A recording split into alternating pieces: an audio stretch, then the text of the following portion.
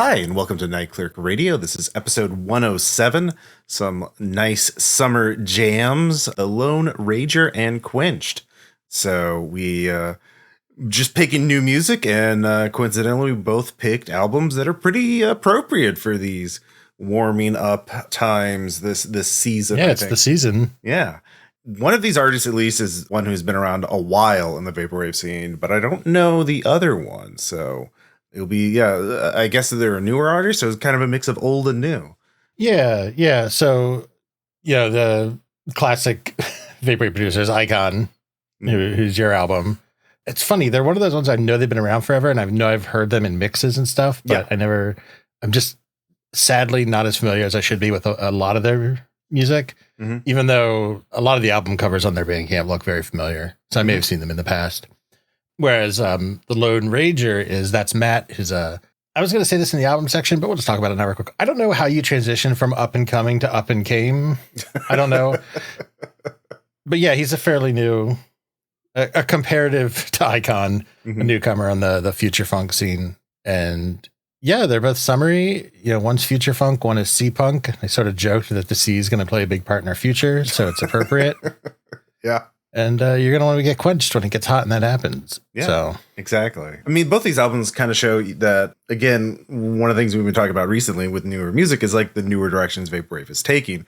And, I remember, vaporwave came out, and then like after a couple of years, people started like, oh, vaporwave is exactly like, it's all just floral shop and it's all the exact same. And there's no difference. And for a while, it kind of felt like, people were really kind of like stuck in those, I wouldn't say cliches, but like production styles. And then but now in the last couple of years, it just seems it's really opened up, and we're seeing a lot more variety in this, and it's really cool. But it's still like quintessentially vaporwave, because it's kind of one of those things, you know it when you hear it. And so I'm eager to dive in, because this new music, that's the theme. So Don't try to don't try to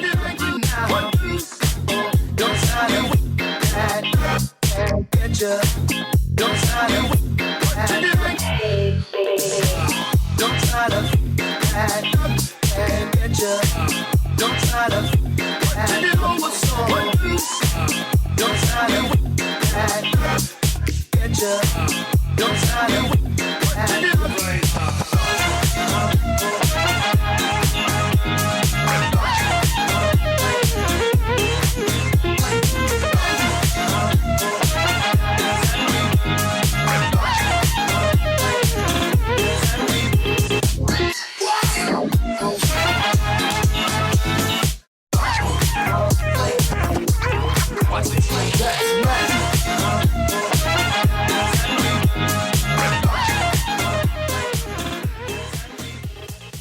And that is a bit from the second track, Barstruck, off our first album, The Lone Ranger, by That's Matt, who, as I said, is to me, a newer future funk artist. I don't actually know.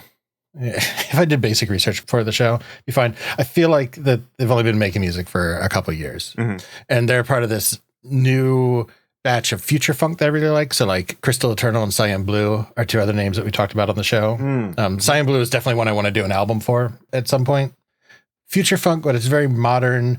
It really pushes away from, we've talked about before, the cliche of like, oh, I'm just going to take some city pop and make future funk. I'm sure that still gets made, but I feel like I'm at least able to find more and more stuff, either through exposure or chance or whatever, that is not like that. And that's what this album is, as you heard in the sample throughout, just very fun, very driving, funky bass and disco. Parts of it are very smooth. Has this kind of like disco cowboy aesthetic on the cover with like a disco ball and like a guy in a cowboy hat and a woman. Yeah. And even the intro, like the first track, Street Smart, starts with like this Pontiac opening ad sample. Oh, the car of the 80s. But I don't think the opening sting is from that ad, because it feels more like grindhousey. It feels more like a movie intro. And it's fun because kind of the first few times I listen to it, it always fakes you out, because you see the cowboy, the Lone Ranger, you think of the Lone Ranger. I don't know if the Ranger is a person who's very angry or if it's a killer party. Could be both. I feel in the context of this album, it's the party. It's a party. It's got to be the party. This is not an angry album at all. No. Unless it's very bottled up. Oh, no. I always get a little faked out because it sounds kind of like a grindhouse Western cowboy kind of intro sting. And then this Pontiac ad comes in, and then there's like this like pulsing synths and stuff. Mm-hmm. And yeah, this album is really a treat to listen to because one of the things that got me interested in checking out that Matt's music is that he's pretty active on the Hot Takes Discord. A lot of people there were fans of his music. And one night he did a stream where he just like streamed. I don't remember what DAW he was working in it. Sorry, Matt.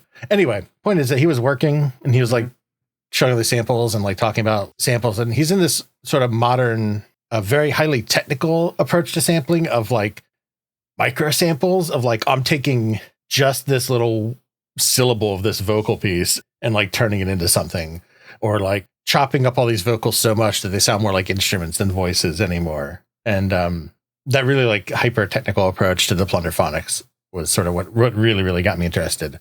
Mm-hmm. So when this came out, that's why I ended up picking it. Yeah, no, it's a really fun album. I would not have listened to this without your recommendation. Like the Lone Rager, I would like. It definitely. It makes sense now that it was like a rager of a party, but yeah, it was not what I was expecting from the cover art and the title, but like in a good way. And you know, one thing that occurs to me is, you know, we say, oh, this is a 70s sound, this is an 80s sound, but there's never like a sharp delineation between like the end of the 70s and the beginning of the 80s, right? It's like this like 80s disco is dead, we hate disco, it's all rock and, you know, that kind of sound. But like disco lingered in pop music for a good couple of years in the early 80s. And this this is like a very disco pop kind of feel of like that, like late 70s to early 80s era of pop music. And it's really fun. It's very joyous. And it's, again, like I put in my notes too, like, wow, future funk that isn't just leaning on city pop. Delightful. I love it. Yeah. Can't get enough of it. So, which I think that's becoming the norm for like the really good albums. I think the genre has really moved beyond. I just am very bad at paying attention to future funk. Yeah. So it's nice. It's more of like a shock, not a shock. That sounds too extreme, but it's it makes more sense. Refreshing to come back to the genre. Yeah, it's and an evolution. Like, oh, you're doing something different than 2014. The last time I checked. yeah, thank God.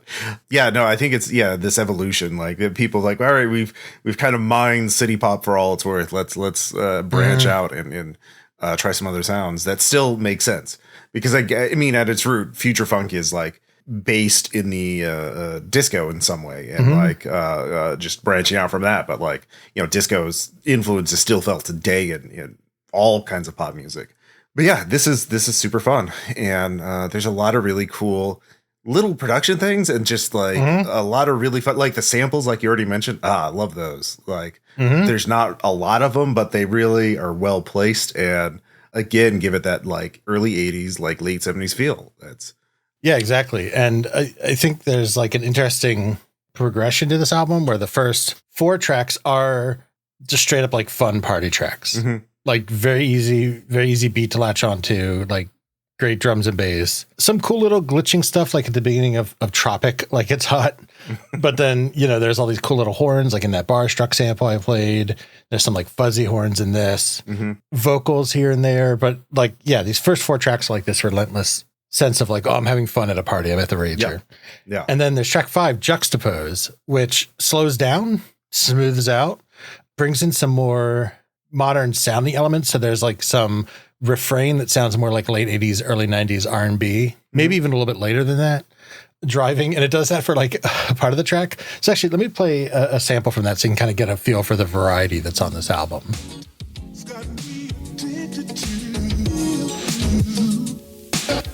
Got me addicted to you. It's got me addicted to you. I want before I let go. Make me feel brave. Feel brave. I let go.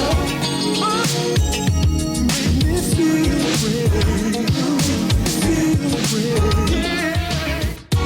Isn't crazy?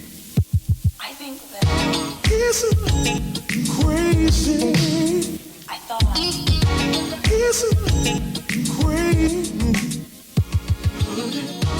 Isn't That's the first half of this track. Very smooth, very, very sexy, very R&B, you know, hanging out with somebody. But then at the end, it just goes back into like, oh, we're back to the party. Yeah. And then there's like a little bit more of a narrative throughout the end. There's more like phone calls Yeah. through the song. The phone calls are so cool. I love them. You do? Yeah, Yeah, okay. Because the phone call in the song trope is like hit or miss for people. I kind of grew up on it in like the 90s emo and stuff of like a lot of phone calls with the girlfriend Oh, yeah. in that music. I mean, yeah, like track 5, like it really juxtaposes like a really good title. It's like, oh yeah, I see what you're doing here. Oh, okay. But going back to the earlier tracks, of course, I think it's a cowbell track 1. I'm like, yeah, it's dumb, but I love it. And I think one of the things I just overall like about this album is these, I don't know what to call them exactly, but these little micro pauses where you feel like the beat's going to drop, but it just pauses. Like, yeah, it stops for like half, like not even a second, like a third of a second or something. And it's like, it's throughout the album is these little micro pauses or this stuttering thing. Yeah, they're not quite a drop, but like, yeah, I don't know enough production terminology to like really say what it's doing. So I'm just going to say side chained and then someone will correct me. I don't know. But yeah, that little like pulsing, that little stop and go. Some of it's, like I said at the beginning of track 3, is a little more obviously like opening glitchy, and others are like micro drops. Yeah. I don't know what else to call them. And then going into the back half of this album, in addition to what you were talking about, once this sort of modern element of this R&B singing comes in track 5, I feel like more modern elements come into the music through the back half that aren't present in the front half. So one that really stood out to me was track 7, Favorite Mistake, which I really liked the bass tone on that song. But more importantly, the drums moved to almost more like trap hi-hats, that very, very rapid, like staccato hi-hat, where sometimes it's almost so fast that it passes through your brains. You have this like perception interval where discrete beats just become a tone and like stuff gets close to that of like those really fast little like 30-second note triplets and stuff that they do that's common in like trap drums, but it's not quite the same because so much of the other instrumentation is different. So like contextually it doesn't feel like a trap song, but it's just a very different drumming style than on the first half of the album that comes in. And then, you know, there's like lots of little guitar and voices in like track 8, The Lunch. Again, all these little bits and pieces where it's almost not worth sample snooping unless you really know what it is, because it's probably like a few chords of guitar pulled from one thing, and either friends, you know, not all those vocals may be sampled, some of it may be recorded. For example, I don't think the sample of saying "That's Matt" is a sample, but it'd be very funny if it was. Yeah, there's like more, the drums become more pulsing. There's more and more voices on the phone, and it kind of like all builds up through like track 9, Pillow Talk, and track 10, Skirt, which is almost like Skirt almost has like the pulsing and like changing filtering over everything. Yeah. As the closer, it like really builds up over those last few tracks. It's especially because like, the last track, Skirt, really has this lo-fi opening. It's very, and then it like slides into like a hi-fi song. Like it's really, the only thing I did find like there's like a really high-end bell or like kind of sound in it that like just kind of like a little too high frequency for me, but yeah, I don't know. The old Ross ear is a little wrong. I didn't notice anything like that, but that can happen. Just sometimes the timbre or some stuff just doesn't sit well with you. Yeah. I don't know. I mean, it's a very minor note, but like, it's a very, there's a lot of really cool stuff in the last half. Like track 8 is very like really cool, funky bass in that, a very slow build up for the intro, but like it's not quite as lush as the other tracks, which is an interesting contrast to some of the, because like, track 9 is super lush. It's very smooth, really nice singing too. And like I said, it's really getting that feel of like early 80s pop that is influenced by disco and still wanting to be like house party music, you know, or club music. And I think that back half of the album is what really worked for me the best, because I really needed that change up, because I think if the whole album had been like the first 4 tracks, it would be good. It'd be like a super fun party album, but it wouldn't be nearly as interesting as adding all those other like techniques and bringing in more variety. I think that's really what helps it stand out. So yeah, I'm really glad I picked it. It's a really fun future funk album. Yeah. This summer I'm trying to get more into fun music and not be so dour all the time. So this was a good first foray. Yeah, no, and this is like again, like now the future funk is no longer just city pop. It's I joke, you know, but like I know, yeah. to all our future funk fans, you know, I still like. I mean, I like Macross 8299. It's just nice to see more variety in it, and this is a good example of it. So yeah, Absolutely. So why don't we move on to your album? I wanna sip soda.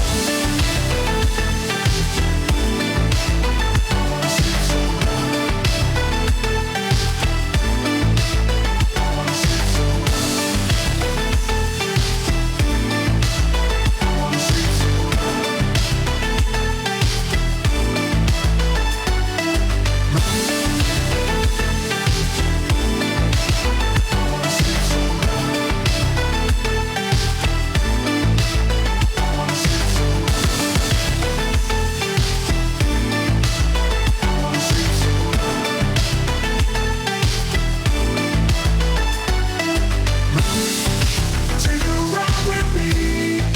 Backseat with your soda. It's a fantasy. and that was a bit from track 2, Soda Surfing, from Quenched by Icon. Oh my God, you're I can't, like the concept of this album so hype. It's so hype. I have to do the announcer voice just a I little understand. bit. It's so yeah, Icon's been a vaporwave artist. He's been around since 2015. He just remastered his first album, actually, or one of his first albums, Dissonance, and I listened to that, a chunk of that, and I was like, yeah, no, it's classic vaporwave, you know, just plunderphonics, mashing up, transforming older pop music and that kind of thing. But what he's done recently is this is part of a soda popology, which is a series of albums all themed on soda. That rules. Yeah. So there's Thirsty, Pickle Boy, Quenched, and he just posted Boostin' just 2 days ago, June 10th, as of this recording, which I've not listened to, but they're all similarly themed, or like the album art is, but like Quench just grabbed my attention because it's got the vaporwave statue guy, you know, with big sunglasses showing the beach. And I just love the little text for this. It's, oh snap, you're out of soda, and the deep chasm of panic sets in. But hold up, psych, Soda Boy's here with endless dashes of fizzy goodies. And yeah, so you got to be soda boosting. Be careful. You can't give away too much of the announcer voice for free. You I gotta know, make them I pay know. for it. You gotta make them hire you to read their album descriptions. Yeah, no, well, Icon, if you want to sample me for your next album, Nightclerkradio@gmail.com. just link back to Nightclerk Radio. That's all I ask. But yeah, this is still like a summery and bright album, but it sounds like a classic vaporwave album, but with the same kind of techniques of like stuttering, the reverb, and the auto tune, or the distorted voice or pitch shifted voice. That's what I was thinking of. But it's with original music instead of plunderphonics. Like it's his own singing, it's his own music. As far as I can tell, there's no sample material at all in this. Plunderphonics is not a tag. And then YouTube Content ID did not ID anything. Therefore, it's 100% original. That's right. That's how that the works. final arbiter. But yeah, it's a really fun album, and it gets that like 90s to 2000s, like soda's gonna make you great at sports, and just Capri Sun's going to turn you into a T1000. yeah, exactly. And it's really fun. I love the theme. I love the just really sticking to it. And in some ways, especially towards the end of the album, this gives me kind of like more of a lush. It's not quite as polished. I'm not going to say, obviously there's not polished as like Daft Punk, but it's in that like warm, happy, like disco pop / house kind of music. And I love it. So yeah. Yeah, I really like this album. Again, this is one I probably similar would not have listened without a recommendation. Mm-hmm. Yeah, I love the theming. I think it's a great summer compliment to our first album, but sort of highlights that summer music can be so many things because it is still so different in how it sounds and everything, that it still really works. But man, it's fun. I really want to play. All right, so this is going to be a second sample from track 7, Okay. Skate Park Spark. Oh, hell yeah. but I got a grip. Stash in my backpack, never lack on the attack. Skate park, spot, stage, soda rage, all the rage. Skate never miss. Skate park, spot, soda art, leave a mark, no can, no man, that ain't my plan. I'm the fizzy boss, soda sauce, never lost. Crack a cold one once, bitch.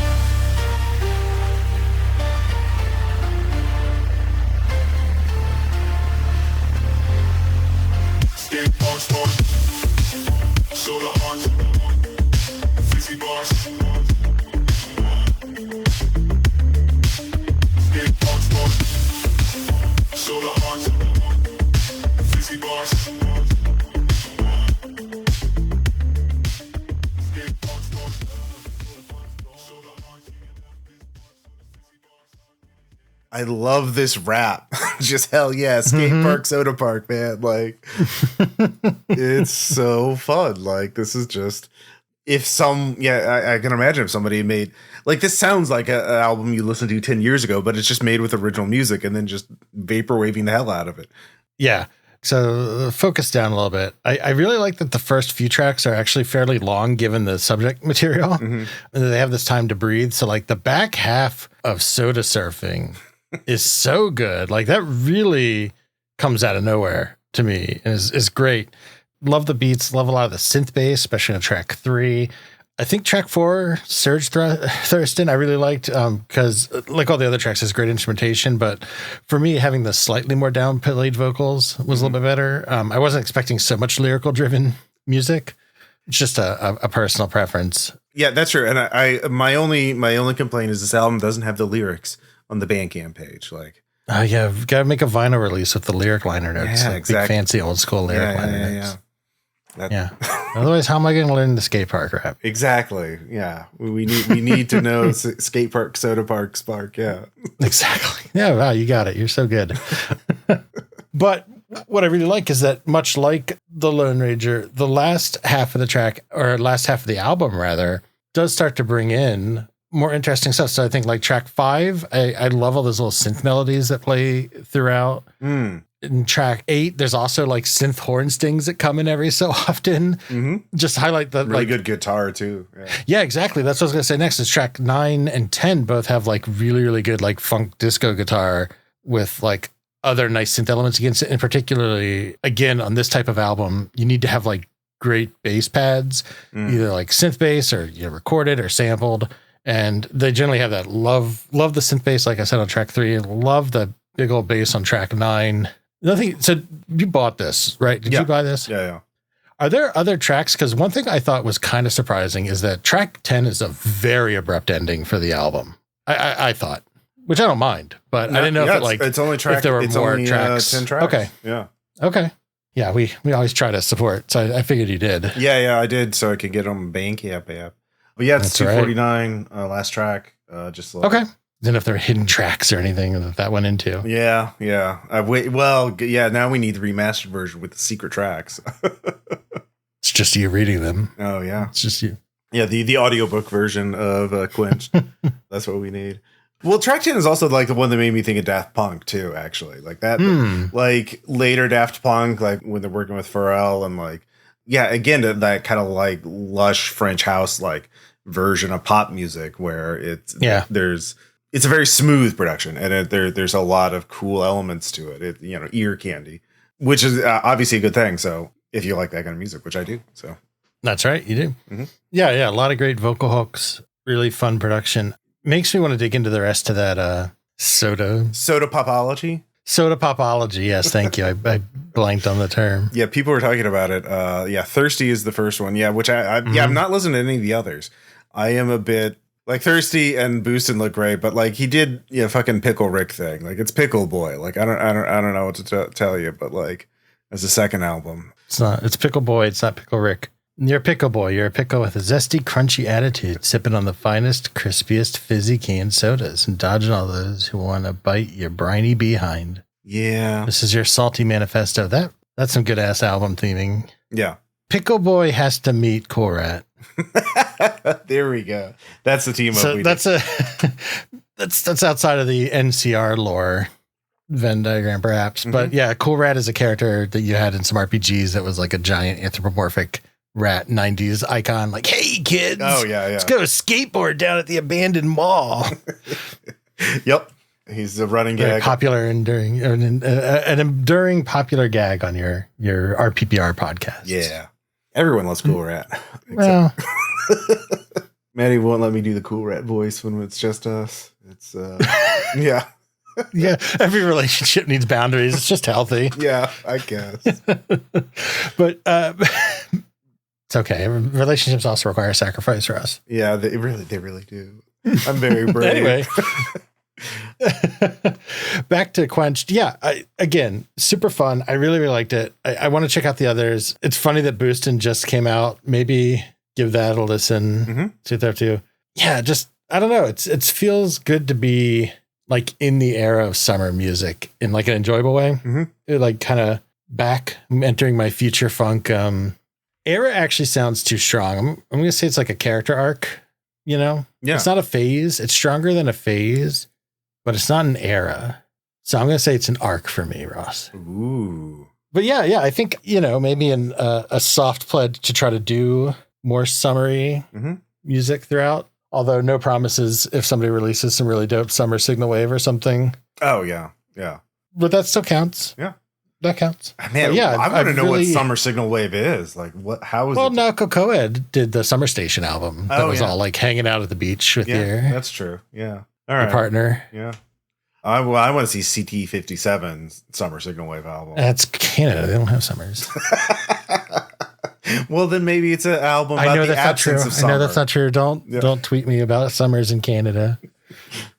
Please tweet me so I can tell Burke Tweet about Ross. He's very lonely. You can't do the Cool Rat voice. I can't do the Cool Rat voice. It's so sad.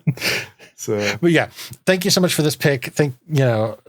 I'm saying you're welcome in advance for my pick. yeah, it's just great. for the sake of conversations. Mhm. Yeah, really fun summer music, and I hope everyone checks it out.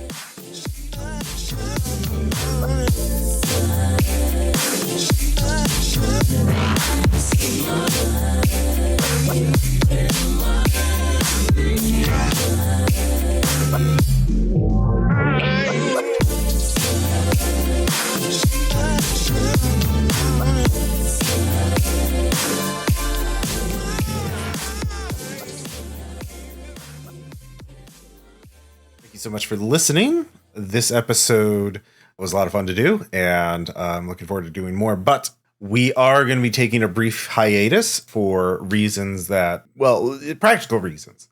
Yeah, I'm moving. There's no secret. Yeah. I just have to pack up all my stuff for a couple weeks, which is just enough to interrupt one or two releases worth of Yeah. recording and editing. Plus getting That's all. internet set up at your new place. That's Yeah. You things got out to of be ready your to. control, There's only Yeah. Yeah. So hopefully it'll be resolved. It's unofficial and indeterminate, and hopefully short hiatus. It might not even be one. Mhm. We're gonna do our best, but just so you know. Yeah. So we'll we'll make it up to everybody. We'll have bonus podcasts to get the same number out or something, Yeah, we'll make it up to you. It'll just be clustered differently for a bit. Yeah. But it's not you're just moving across town, you're not moving across the country or anything. So Yes. yeah. Yeah. Not that kind of move. A little move. But still a move. So but yeah, if you enjoyed this episode, if you enjoy our podcast, consider joining our Patreon, patreon.com/nightclerkradio, where we have a lovely Discord, and we'll be posting updates and links and chatting with patrons there pretty much every day. There's always something weird and interesting to talk about. And we also have a lot of bonus episodes now in the backlog. So if you're, that's something to tide you over if you haven't caught up on that. We're on social media now, Blue Sky and Twitter and Facebook. And we've got a website, nightclerkradio.com. And and don't forget to rate and review us on Apple Podcasts, Spotify, whatever you use to listen to podcasts. And tell all your beach buddies, all those buddies you go to the beach with when you're like blessed and quenched. And Stay hydrated. Yeah, stay hydrated. And we're like, hey, how'd you find this music? Well, let me tell you, it's Night Clerk Radio. And you could be the coolest person on the beach, or that's how that'll work. I'm pretty sure. Well, thanks for listening, and we'll talk to you next time. Bye. Bye.